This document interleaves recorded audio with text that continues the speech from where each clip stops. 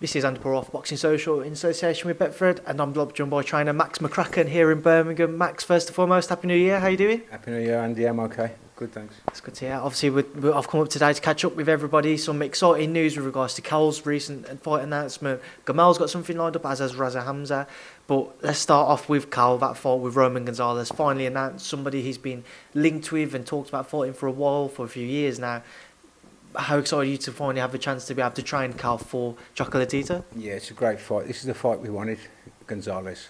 When the Estrada fight fell through, so like the next big name was Gonzalez, and he's still an elite fighter. And a couple of years ago, he was like #1 pound for pound, so it's a big test for Cal, but one we think he's ready to take. What are you expecting from Gonzalez? Do you still feel he's that name that he was a few years, not necessarily name, but as good an operator as what he was prior to the run Vizai defeats? I think he's got loads left, Gonzalez. I mean, he fought a real tough, strong Rongo side, didn't he? You know, he's probably just his bogeyman, but I think he's got plenty left, so, you know, we can't underestimate him. He's a top elite fighter. How long has this fight kind of been going on in the background to be made? Because, you know, I spoke to Cal earlier, he mentioned, and Eddie Hearn mentioned to me, the Estrada fight was pretty much signed, but then obviously Estrada had to pull out a couple of times. How long has it taken to just get this Gonzalez fight rubber stamped? It's been frustrating really, because we've been given dates and then they fell through, and then we've been waiting around, and so we're just happy finally to get this date. It's took a few months to get done really, but I mean, once we got the date set, we just work to that date now. You know, it's a different buzz in the gym. What was it like trying to change preparations? I know you was initially going to be preparing for Estrada to then having to change to Roman Gonzalez. Yeah, well, the sparring, we've got a little bit different sparring and all that. You know, he's a class fighter, isn't he, Gonzalez? He likes to get inside and let his hands go, and got a good work rate, can bang. So like, we just adjusted the sparring and, you know, just working to what we need to do to win the fight. If it was down to you and it was your choice, who would you have rather have seen Cal face Estrada in? What would have been unification for, or Roman Gonzalez, who was previously also considered one of the pound-for-pound contenders? Probably, I mean, either of them are massive names, but I'd probably go Gonzalez because, you know, what he's done in his career, he's going to go down as one of the greats, isn't he? You know, a win over him, it just, you know, elevates you right up there, doesn't it? So how do you kind of anticipate the fight to play out between the pair of them in Texas? I think he'll just come forward, Gonzalez, and try and, you know, punch in volume. But I mean, he'll be surprised at Cal's size and strength and power. So like, you know, Cal will be there to meet him and match him. Be cute early on, but it's going to be a good fight. It's going to be a top fight. I saw some odds earlier. Cal's actually a fairly big underdog on the betting sites. Does that surprise you? No, not really. I mean, you look at who he's fought, Gonzalez. Look at his record. It's like he's won 48 fights, 40 knockouts. You know, he's only lost to Rongo. It could be his bogeyman. You know, I think he's got a lot left, but I just think this is the right time for Cal. And then obviously we saw down here today, Jay Harris doing a bit of sparring with Cal. Just how good is that preparations for the pair of them? Obviously Jay facing Julio Cesar Martinez on the same card. Yeah, but it's good for Jay, isn't it, having someone like Cal, you know. But I mean, Jay's a tough lad, a tough kid, you know, he won't, you can't budge him, you know, he's a tough lad, so it's good sparring for Cal as well. Got a good 8 rounds there, very good. What are your thoughts on Jay's fight with Martinez? I think he can win the fight. I think Martinez will be surprised at how big Jay is. If Jay can keep it a little bit longer and keep him at bay, I think he can walk him onto shots. I'll give him a chance. I mean, he's a handful, Martinez, but I don't think he's fought anyone as big as Jay. I mean, just to move on to the other other YAFAI brother in training, Gamal YAFAI. How's Gamal been looking back now? Obviously, I know he fought in Manchester back end of last year, but he's had his injuries recently. How's he been looking? Yeah, he's been looking good, looking sharp. He's ready now, Gamal. He realises now he's got to take these opportunities, he's got to take these chances. So he's changing his mentality. So you see a really 100% Gamal YAFAI on the night.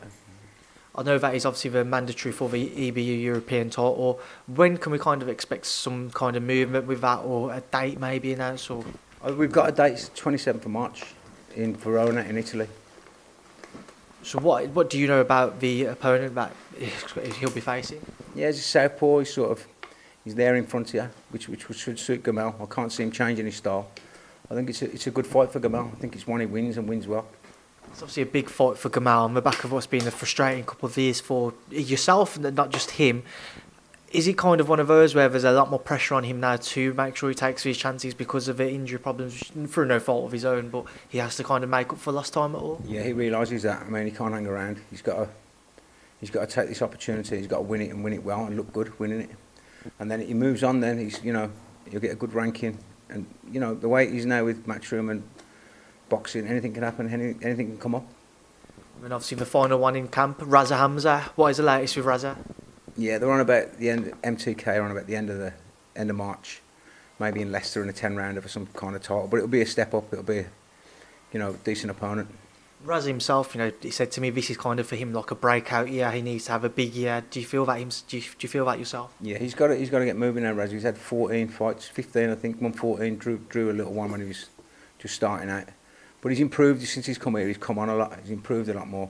I think he's ready for that step up now. You'll get the best out of Raza once he fights an opponent where he's got to switch on with. What's been the most impressive thing about Raza? Just his work ethic. You know, he's always in the gym. Anything you ask him, he does. You know, even when he's out at the gym, he eats right, he sleeps right. He just lives boxing. You know, he's a talented lad. He's a massive featherweight. I can see big things coming for Raza as long as he, you know, get these right fights at the right time. And then I just wanted to get a word as well on somebody who you did train for a fight last year, Sinad Gashi. What kind of talk to me about how that entire situation, opportunity came about to work together? Oh yeah, he well he's with the people. He's with the Wasserman, and they asked me what I trained him for the fight. It was like a WBF World Heavyweight title fight and a WBU. But he's based in Marbella, Sinad. You know, he sort of likes that Marbella lifestyle, doesn't he? So. I'm not sure. They asked me to go over there, but I can't. I've got too many commitments here. But we'll see what will happen with him. He's a nice lad, Senad, and he's very talented. Obviously, people will remember him over here from the Chisora fight. From when you worked with him, what are your thoughts with his abilities as a fighter? I think he's a good fighter. He's got fast hands. He's got good power. And when he fought Chisora, he was like a different kid that come to this gym. He was totally different.